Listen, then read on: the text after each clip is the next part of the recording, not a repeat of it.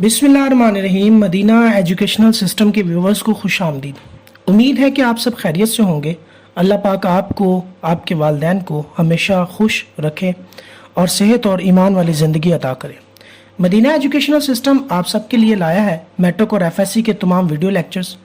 अगर आप हमारे चैनल पर नए हैं तो हमारे चैनल को सब्सक्राइब कर लें, बेल आइकन को प्रेस कर लें ताकि हर नई आने वाले वीडियो आप तक बर वक्त पहुँच सके।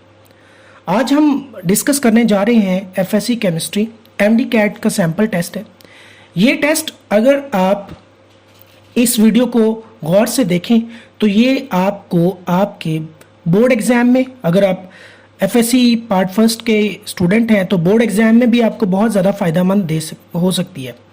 और इसके अलावा ई कैट के पेपर्स में या फिर पीएमएस के पेपर में भी आपको ये फ़ायदा दे सकती है। इसलिए इस वीडियो को गौर से देखें। अगर आपका कोई सवाल है तो आप कमेंट बॉक्स में हमसे पूछ सकते हैं, और अगर आपकी कोई सुजेशन है तब भी आप कमेंट बॉक्स में हमें बता सकते हैं। चलते हैं हम अपने टेस्ट की तरफ। तो सबसे पहला शॉर्ट एमसीक्यूज है, the mass of 1 mole of electron is. अब आपको पता है कि एक इलेक्ट्रॉन का जो मैस होता है that is equal to 9.1 into 10⁻25 -25, ये मिलीग्राम होता है। अब आप क्या करें कि आपने मैस निकालना है 1 मोल का, तो 1 मोल के लिए आप क्या करें, Avogadro's number multiply by this mass. और अगर आप ऐसे करते हैं तो आपके पास जो आंसर आएगा दैट इज 0.55 मिलीग्राम, आपके पास आंसर आ जाएगा।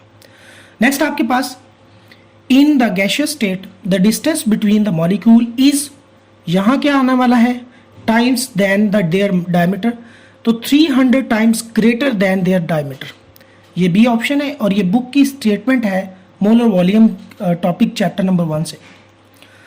The value of the Planck constant, तो प्लैंक्स कांस्टेंट की जो वैल्यू है, एच की वैल्यू क्या है, वो आपको थ्योरेटिकली याद करनी पड़ेगी, 6.6210 into 10⁻34 joule second. Next, the radius of an electron orbit in a hydrogen atom is of order, तो रेडियस जो है वो 10⁻11 मीटर जो होता है इलेक्ट्रॉन का। Next, line spectrum of sodium contain how much colored lines separated by definite distance, तो ये जो लाइन स्पेक्ट्रम होता है सोडियम का उसमें 2 येलो लाइंस होती हैं। The unit dash is commonly use by metrologist, तो अगर आपने पहली वीडियो सुनी होगी तो उसमें ये क्वेश्चन पहले भी था, मिली बार यूनिट इस्तेमाल किया जाता है। Next, Boyle's law is stated as the product of pressure and constant volume of a fixed amount of gas at constant temperature is a constant quantity, तो इसका बी ऑप्शन आपके पास राइट ऑप्शन। नेक्स्ट आपके पास number of molecules in 1 cubic decimetre of water will be, molecules की तादाद 1 cubic decimetre जो होता है वाटर का वो असल में 1000 ग्राम के बराबर होता है। अब 1000 ग्राम के आप क्या करें, 1000 ग्राम के मोल्स बना लें, यानी कि 18 पे डिवाइड कर दें, वो गालिबन 55.6 के आएंगे। और उसके मॉलिक्यूल्स के लिए आप 50.5.6 को मल्टीप्लाई कर दें किसके साथ, 6.02 इंटू 10⁻23 के साथ, तो आपके पास number of molecules of water आ जाएंगे। Next, following are the example of intermolecular forces except, तो इंटरमॉलिक्यूलर फोर्स की एग्जाम्पल जो है वो है इनमें एक के अलावा। तो इंटरमॉलिक्यूलर फोर्सेस में आयनिक बॉन्ड नहीं है, कोवलेंट भी नहीं है, मेटालिक भी नहीं, तो ये डाइपोल फोर्स जो है ये इंटरमॉलिक्यूलर फोर्स। तो एग्जाम्पल है इसमें से कौन सी, ये भी नहीं है, ये भी नहीं है और ये भी नहीं है, क्योंकि ये बॉन्ड्स हैं। और ये इंटरमॉलिक्यूलर फोर्सेस जो हैं वो dipole force, dipole induced dipole force और instantaneous dipole induced dipole force, तो ये लंडन डिस्पर्शन फोर्सेस वगैरह, हाइड्रोजन बॉन्डिंग भी इंटरमॉलिक्यूलर फोर्सेस में आती है। Which of the following shows hydrogen bonding, hydrogen bonding के लिए आप याद रखें FON, F for fluorine, O for oxygen, N for nitrogen. जब भी ये बॉन्ड बनाएंगे हाइड्रोजन एटम के साथ तो ये हाइड्रोजन बॉन्डिंग शो करेंगे। तो यहाँ देखें, यहाँ हाइड्रोजन नहीं है, इस वजह से ये ऑप्शन नहीं है। यहाँ भी हाइड्रोजन तो है लेकिन इनमें से कोई नहीं है, तो ये भी ऑप्शन गलत है। तो ऑटोमेटिकली ऑप्शन आपके पास ये इथाइल अल्कोहल आ जाएगा, ए ऑप्शन आपका राइट आंसर होगा। नेक्स्ट देखिए आप, एटम्स इन सॉलिड्स आर, तो सॉलिड, लिक्विड और गैस में सिर्फ और सिर्फ इंटरमॉलिक्यूलर फोर्सेस का डिफरेंस होता है। गैसेस में मॉलिक्यूल्स बड़े दूर दूर होते हैं, लिक्विड में उनके दरमियान रिलेटिवली कम डिस्टेंस होता है, और सॉलिड में वो क्लोजली पैक्ड होते हैं। तो इसमें हमारे पास आ जाएगा क्लोजली पैक्ड, डी ऑप्शन इसका राइट ऑप्शन होगा। नेक्स्ट देखें, the temperature at which one crystalline form change to other is called transition temperature. तो ऐसा टेम्परेचर जिसमें एक क्रिस्टलाइन फॉर्म दूसरे में कन्वर्ट हो जाती है तो उसको हम ट्रांजिशन टेम्परेचर कहते हैं। Which statement is correct? amorphous solid have sharp melting points, amorphous solids have 0% arranged, amorphous solids have range of boiling points, amorphous solids have definite heat of fusion।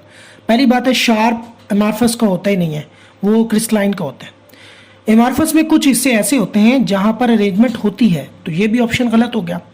amorphous solid definite heat of fusion नहीं होती, amorphous का कुछ भी definite नहीं होता, तो इसमें हमारे पास सी ऑप्शन इसका राइट आंसर है कि इनमें रेंज ऑफ बॉइलिंग पॉइंट होती है कि यहाँ से यहाँ इस टेम्परेचर के दौरान ये बॉयल करते हैं। क्वेश्चन नंबर 14 देखें, activated complex is formed. Activated complex जो होता है वो इफेक्टिव कोलिजन की वजह से फॉर्म होता है। नेक्स्ट, ली-चैटलेट प्रिंसिपल इज अबाउट, तो ली-चैटलेट प्रिंसिपल जो है वो इक्विलिब्रियम मिक्सचर के मुतालिक होता है। Reaction of sodium with water is an example of, तो ये इरिवर्सिबल रिएक्शन है, सोडियम पानी के साथ रिएक्ट करता है, तो सोडियम क्या करता है, ये इरिवर्सिबल रिएक्शन शो करता है। The change in concentration of reactants और प्रोडक्ट्स पर यूनिट टाइम, अगर कंसंट्रेशन टाइम के लिहाज से तो रेट ऑफ रिएक्शन होगा। Next, specific rate constant, specific rate constant mean velocity constant. Hydrolysis mean reaction with water है। In exothermic reaction, exo mean exit हो रहा है, हीट निकल रही है, the heat is given out to the surrounding. Anything under test or observation, तो कोई भी चीज जो आपकी कंसिडरेशन में है that is equal to system, और इसके अलावा जो चीज होगी that is surrounding. Lattice energy of ionic compound are found by, तो आयनिक कंपाउंड की लेटेस्ट एनर्जी को हम बोन हार्बर साइकिल से हम उसको फाइंड आउट कर सकते हैं। Next, in balancing redox equation, redox equation क्या होती है? ऐसी इक्वेशन जिसमें रिडक्शन प्लस ऑक्सीडेशन हो रही हो, तो उनको अगर हमने बैलेंसिंग करना है तो सबसे पहले हम उनका स्केलेटन लिखेंगे, फिर उसके बाद हम उनकी ऑक्सीडेशन नंबर को आइडेंटिफाई करेंगे, लिखेंगे, और इसके बाद नेक्स्ट जो प्रोसीजर है। नेक्स्ट जी, current in electrolysis is carried through, तो इलेक्ट्रोलाइसिस में करंट कैसे होता है?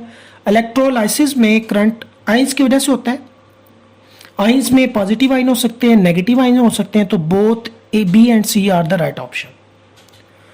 एंड द लास्ट पार्ट 1 का जो है वो, the hydrogen gas bubbling into 1 molar solution of HCl have a pressure of 19 psi pressure होगा जब HCl में हाइड्रोजन गैस जो होगा वो बबल आउट करना शुरू कर देगी।